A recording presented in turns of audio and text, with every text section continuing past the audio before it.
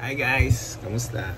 So yun, quick update lang tayo dun sa use natin sa Atomic credit card. So ang dami ko na nabili, nakapagpunta na ako sa Landmark, ginagamit ko siya pang gas, lahat. Kumain kami sa Sbarro, ginamit ko yung Atomic credit card.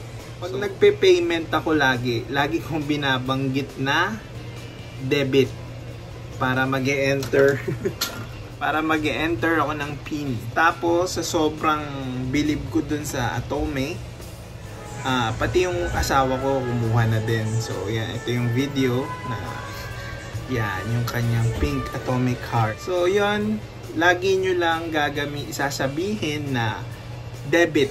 Kasi minsan tinap ko siya dun sa machine, hindi gumana. So lagi ko ini-insist na insert, tapos enter PIN.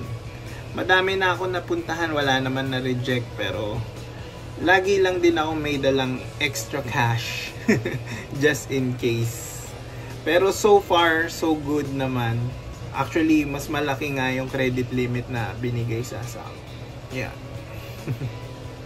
So yun guys, thank you sa mga nagfa-follow up dun sa ating previous video. Salamat.